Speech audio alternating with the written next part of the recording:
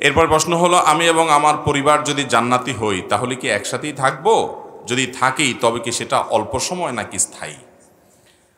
কোনো স্বামী স্ত্রী বা সন্তান এবং বাবা মা পরস্পরের সাথে জান্নাতে থাকবে কিনা এটা নির্ভর করে যে উভয়ে জান্নাতে যাওয়ার মতো আমল করেছে কিনা। ফেরাউন জাহান্নামে যাওয়ার আমল করেছে, সে জাহান্নামে যাবে। ফেরাউনের স্ত্রী আসিয়া জান্নাতে যাওয়ার আমল করেছেন, এজন্য তিনি কোথায় যাবেন? কোরআনে আল্লাহ তাআলা উভয়ের ঘোষণা আমাদেরকে জানিয়ে দিয়েছে, ঠিক না ঠিক? নূহ আলাইহিস সালাম এবং লূত আলাইহিস সালাম দুজন আল্লাহর নবী, তারা আল্লাহর নবী ছিলেন, তারা জান্নাতে যাবে।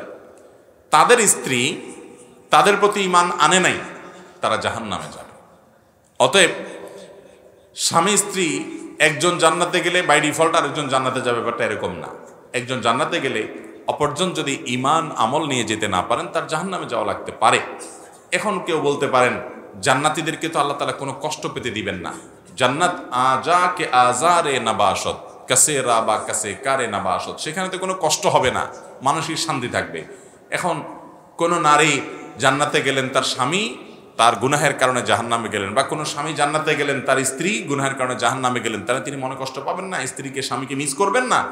এর উত্তর হলো, যখন কেউ জাহান্নামী হবে আল্লাহ রাব্বুল আলামিন তার সঙ্গীর অন্তর থেকে তাকে মুছে দিবেন, হয়তো যে কোনোভাবে তার যাতে কষ্ট না হয় সেই ব্যবস্থা আল্লাহ তাআলা নেবেন।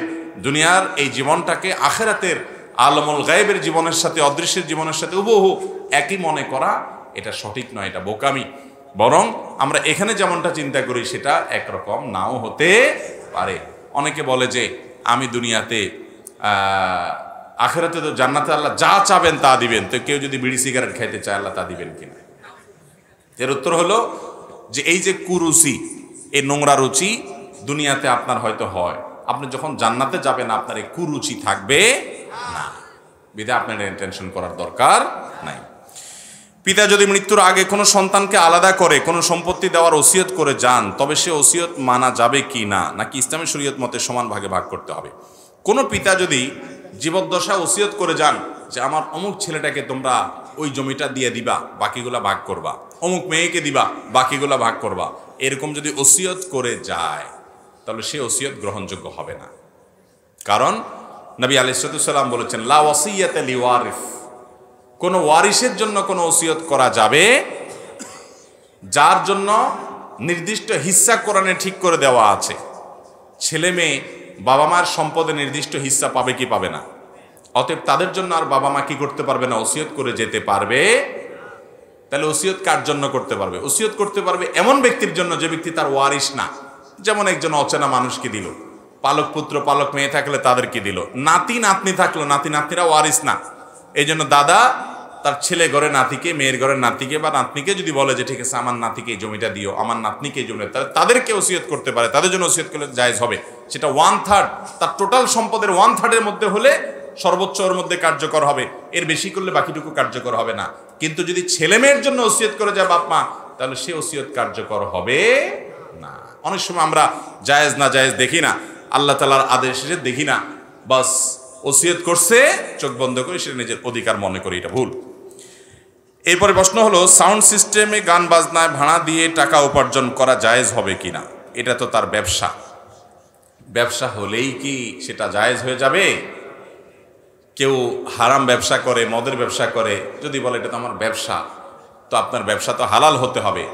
আল্লাহ তাআলা আহাল্লাল্লাহুল বাইআ, আল্লাহ ব্যবসাকে হালাল করেছেন, কিন্তু এর মানে এই না যে আপনি নাজায়েজ ব্যবসা করবেন, সেটা আল্লাহ তাআলা হালাল করবেন।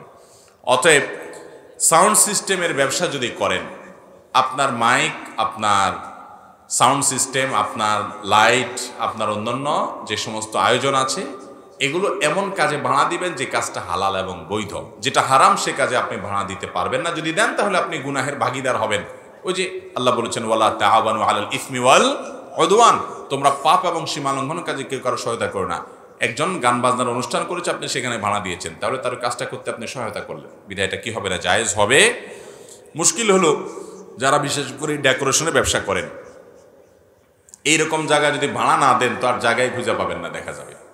কারণ 100টা কাস্টমার আসলে 80টাই হলো ওই গান বাজনার কাস্টমার। তো ভাইরা আমার, জান্নাত তো এত সস্তা না। জান্নাতে যাওয়ার জন্য কিছু স্যাক্রিফাইস করতে হবে, কিছু ছাড় দিতে হবে। বিধায় আপনি যদি আশা করেন যে না দুনিয়াতেও আমি একেবারে 100-তে 100 পাবো, আখেরাতেও আবার জান্নাত পাবো, এটা কিভাবে আশা করেন? আপনার কাছে অনেক কাস্টমার আসবে, আপনার খানার টান পড়বে, রুজির টান পড়বে, রিজিকের উপার্জনের টান পড়বে, তারপর আপনি হারামে যাবেন না। এই যে স্যাক্রিফাইস, এই যে ছাড়, এই যে কষ্ট, এর বিনিময়ে তো আল্লাহ তাআলা জান্নাত দিবে আপনাকে। আল্লাহ আমাদেরকে সেই তৌফিক দান করুন। আমার উপার্জন কম হোক, আমার পাশে আরেকজন ডেকোরেশন ব্যবসা করে লাল হয়ে যাচ্ছে, বাড়ি গাড়ি করে ফেলছে, করে ফেলাক, আমার জান্নাত পেতে হবে বিদায় আমি ওই হারাম উপার্জন করব। আল্লাহ আমাদের তৌফিক দান করুন। আমি খুব অসুস্থ, আমার যা ইনকাম করি আহাল পরিবারকে দিয়ে দেই।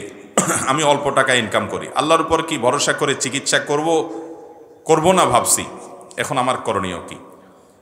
দেখুন, অনেকে এরকম আছেন যে তার উপার্জন কম, নিজের চিকিৎসা করতে গেলে আর বাপ মা ভাই বোনের খরচ দিতে পারেন না, আবার তাদের খরচ দিতে গেলে নিজের চিকিৎসা হয় না।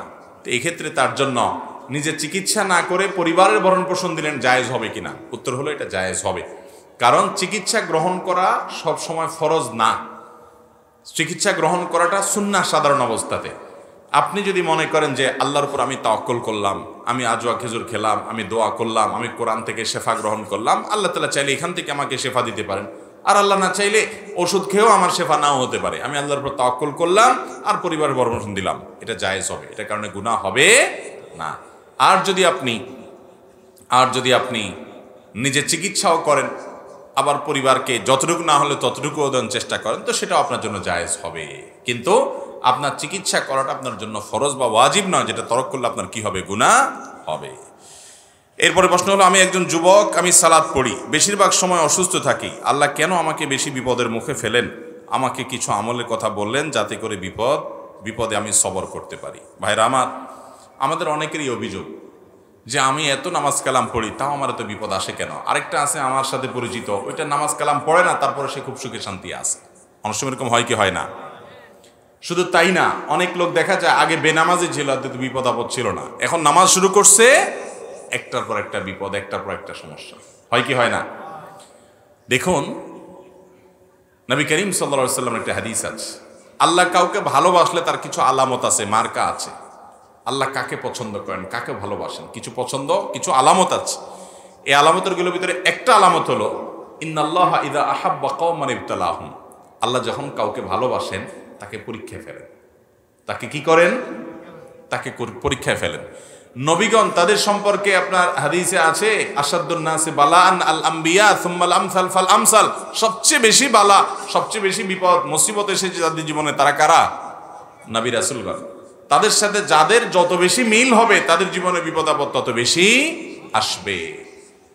ইমাম ইবনে তাইমিয়া রাহিমাহুল্লাহ একটা উক্তি আছে যে আল্লাহর পথে কেউ যদি আসে, আল্লাহ তাকে প্রথমে ধাক্কা দেন, পরীক্ষা করেন যে ও আসলেই আমার পথে পরিপূর্ণ এসছে কিনা। এই জন্য আল্লাহ বিপদ দেন। যদি সে সরে যায় তাহলে তো ফেল হয়ে গেল, আর যদি সে টিকে থাকতে পারে সে পরীক্ষা পাশ করে গেল।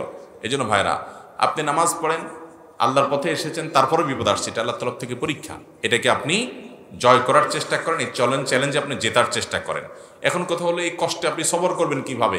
দেখুন, একটাই আমল আছে যে আমল করলে আল্লাহর কাছে হিসেব ছাড়া বিনিময় পাবেন।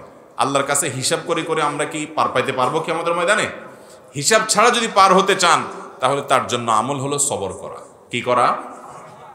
আল্লাহ কোরআনে বলেছেন, ইন্নামা ইউওয়াফাস সাবিরুনা আজরাহুম বিগাইরি হিসাব, ধৈর্যশীল আর সবরকারীদেরকে আল্লাহ তাআলা যে দিবেন, হিসাব ছাড়া দিবেন।